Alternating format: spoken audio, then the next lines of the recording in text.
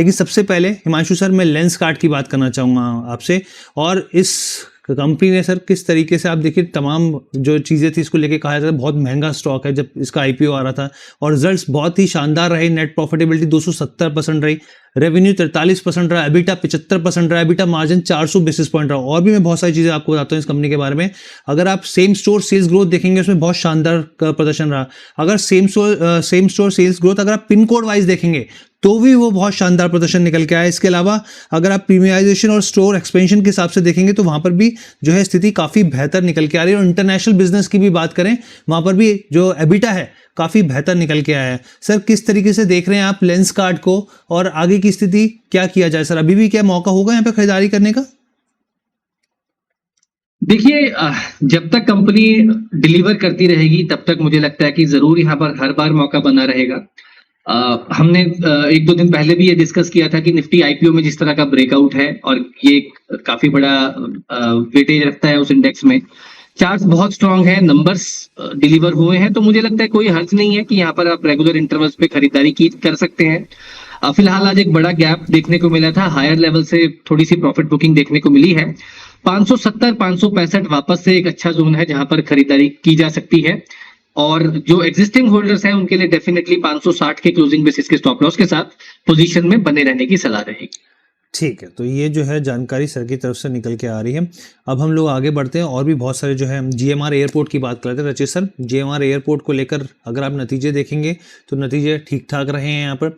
Passenger growth में अगर साल दर साल चलिए स्क्रीन पर ही आ गए यहाँ पे। टर्न प्रॉफिटेबिलिटी लॉस से जो थी कंपनी 212 करोड़ के लॉस से 91 करोड़ के प्रॉफिट में आ गई। रेवेन्यू में करीब 24% का जंप है, एबिटा 24% का जंप है। एबिटा मार्जिन जो है 20 बेसिस पॉइंट बढ़ते हुए दिखे हैं। और खासतौर पे अगर नेट डेट देखेंगे आप तो नेट डेट में जो है कोई बदलाव नहीं हो। लेकिन सर एक ट्रिगर और इम्पॉर्टेंट मैं इसमें आपसे समझना चाहूँगा, क्योंकि आने वाले दिनों में जो अडानी ग्रुप है वो अपना एयरपोर्ट का बिजनेस जो है वो अलग करता हुआ दिखेगा। सर किस तरीके से देखा जाए सर स्टॉक को? देखिए, अडानी ग्रुप एक इसके लिए कंपटीशन बना हुआ है, ये ऑफ कोर्स बना हुआ है। और अभी आप देखिए पिछले कुछ टाइम से जो हमने थोड़ी बहुत क्राइसिस लाइक सिचुएशन देखी थी इस पूरे सेटअप में, वो अब ईज आउट होती हुई दिख रही है। पैसेंजर ट्रैफिक जो है वो आपको इम्प्रोवाइज होता हुआ दिख रहा है। तो अब कहीं ना कहीं ये ग्राउंड्स रीगेन कर रहे हैं। और एक टाइम था हर्ष बाबू, ये जो पर्टिकुलर ग्रुप भी था ना, ये ग्रुप एक अपने आप में बहुत पावरफुल ग्रुप हुआ करता था, but rest has become a history.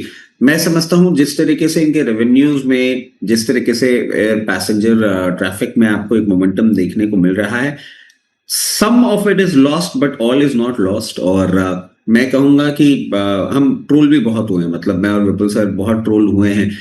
जब लोअर लेवल्स पे हम इसको छोटे शेयर ऊंची छलांग पे कवर करते थे तो सब बोलते थे बेकार स्टॉक है। अभी आप देखें एक रिवर्सल की ट्रेड आपको देखने को जरूर इसमें मिलना चाहिए। और अब जो सबसे पहला लेवल हम देख पा रहे हैं, जैसे ही 106 रुपए के ऊपर सस्टेन मूवमेंट करेगा 124 लेवल्स तक ये पर्टिकुलर काउंटर आपको जाता हुआ दिखेगा। और इसके साथ साथ इसके पहले कि आप मेरे ऊपर ट्रिगर पुल करते हुए आए, क्योंकि आपने उसका इंडिकेशन दे दिया था, तो मैं पहले ही एक कॉल दे देता हूँ। रिको ऑटो आप देखें 132 लेवल्स पे चल रहा है, यहाँ पे अच्छा लग रहा है। 122 रुपए का होगा पहला स्टॉप लॉस, 142 रुपए का होगा पहला टारगेट, और 152 रुपए का होगा दूसरा टारगेट। 132 पे चल रहा है, 122 का स्टॉप लॉस, 142 और 152 के टारगेट्स के लिए आप इसमें पोजीशन बना सकते हैं, विद अ डिस्क्लेमर कि छोटे शेयर ऊंची छलांग और बाकी आपके पर्टिकुलर प्लेटफॉर्म पे हमने इसको 75 से 80 रुपए के लेवल से कवरेज में रखा हुआ है। चलिए, रिको ऑटो को लेकर सर की राय निकल के आई है। 142 से 152 तक के जो है वो टारगेट्स यहाँ पर देख रहे हैं स्क्रीन पर आपके सामने। स्ट्रिक्ट स्टॉप लॉस लगाइए, ये बिल्कुल नहीं भूलना है, 122 का स्ट्रिक्ट स्टॉप लॉस लगा के रखना है। वैसे सर जीएमआर एयरपोर्ट में अभी क्या किया है, जिनकी पोजीशन है वो क्या करें सर? सस्टेन रहे, मेंटेन, कोई प्रॉब्लम नहीं, कोई प्रॉब्लम नहीं है। चलिए, अमित सर जो है वो हमारे साथ जुड़ गए हैं। अमित सर बहुत ही डैशिंग कोट पहना है आपने, एकदम ब्लू जबरदस्त कलर है सर एकदम। अमित सर एक चीज बताइए मुझे यहाँ पर, क्योंकि आप तो बारीकी से यहाँ पर कमोडिटीज, क्रूड सब कुछ कवर करते हैं, एक गैसेस भी कवर करते हैं, एलएनजी जो पेट्रोनेट एलएनजी है सर उसके रिजल्ट्स आए, मार्केट्स भी कवर करते हैं आप बहुत अच्छे से। तो ये बताइए मुझे सर, इसके जो मार्च में अगर कोई स्टॉक सबसे ज़्यादा क्रैक हुआ था यहाँ पर, जिसका सबसे ज़्यादा इम्पैक्ट पड़ा था पूरा यहाँ पे स्ट्रेट ऑफ हॉर्मुज के बंद होने का, तो ये एक स्टॉक था सर।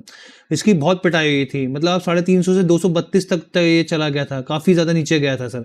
आज इसके नंबर्स जो है आए यहाँ पर, और नंबर्स हम सबको पता था ख़राब थे यहाँ पर, लेकिन हाँ एक ज़रूर चीज़ रही इसमें, इन्वेंट्री और जो ट्रेडिंग गेंस थे वो काफ़ी मजबूत होते हुए दिखे हैं यहाँ पे। हालांकि वो नंबर जो है बहुत ज़्यादा खास निकल के नहीं आए।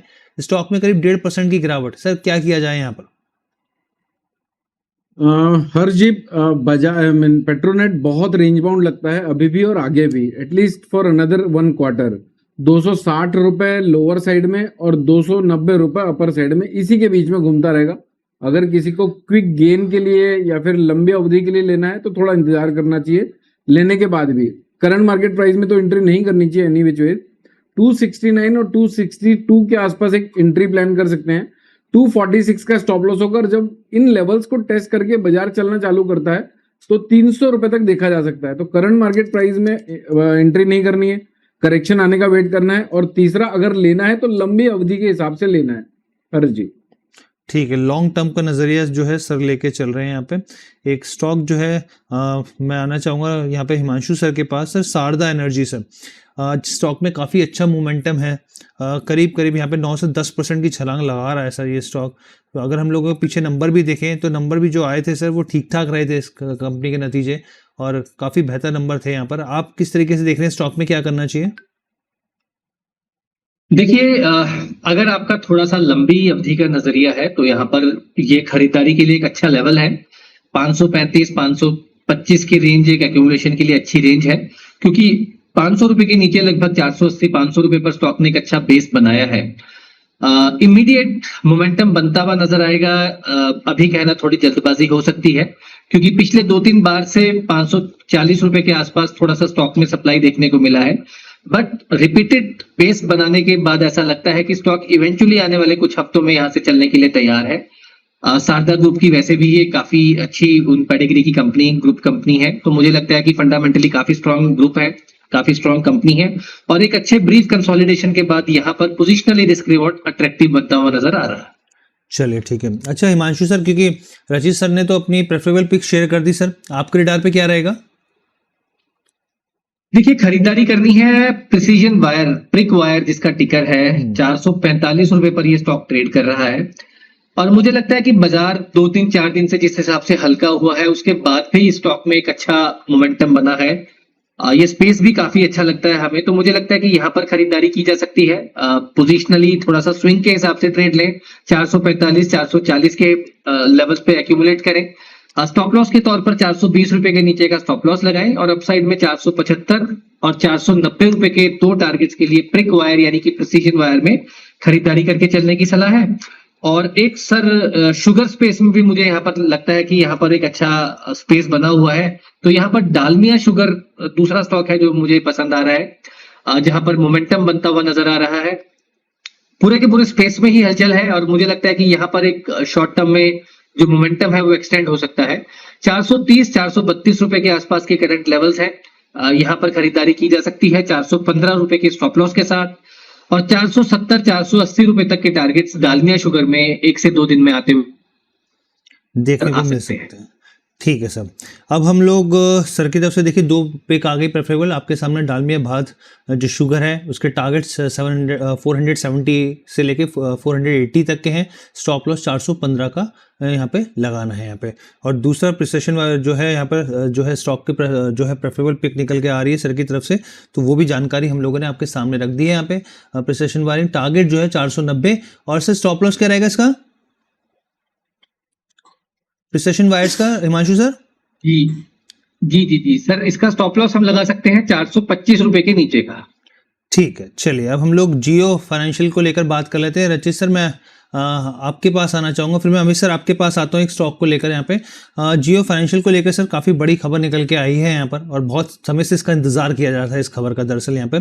और आज देखिए स्टॉक में एक हल्का सा मोमेंटम है यहाँ पर, और मोमेंटम के पीछे की वजह भी है, हालांकि जो उम्मीद थी इस पर काफ़ी ज़्यादा जो है काफ़ी समय से इंतजार किया जा रहा था यहाँ पे कि बैंक ऑफ अमेरिका ने जो है यहाँ पर जो इसकी सब्सिडरी कंपनी है जियो क्रेडिट, वहाँ पर जो है 49% के आसपास के स्टेक के जो है वो खरीदारी करते हुए दिखे हैं यहाँ पर।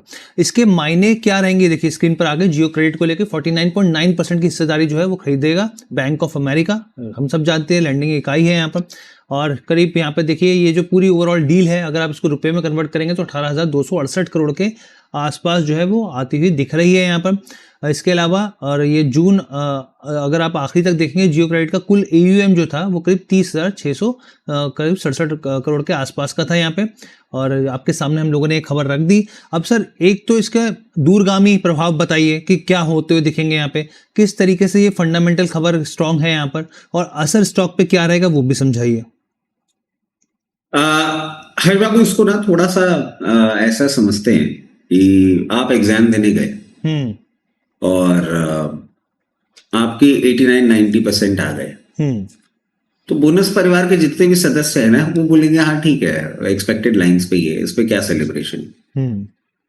मैं एग्जाम देने गया जी, मैं फर्स्ट डिवीजन से पास हो गया, आधा से ज्यादा बोनस परिवार आपको सुपर चैट के थ्रू बधाइयां देता हुआ दिखेगा, क्योंकि कहीं ना कहीं इतनी भी एक्सपेक्टेड लाइंस पे चीजें नहीं होती। अच्छा। अब ये बात मैं क्यों कह रहा हूं आपको, क्योंकि ये जितना बिल्डअप है ना, this is something already factored in the particular stock, stock price में फैक्टर्ड इन है। ये जितने भी आप डील्स होते हुए देख रहे हैं ये इवेंचुअली कंपनी की ग्रोथ, प्रोग्रेस और लिक्विडिटी में एनहांसमेंट में आती हुई आपको दिखेगी। बट क्या ये हाथ के हाथ कोई ट्रेंड चेंज होगा? नहीं।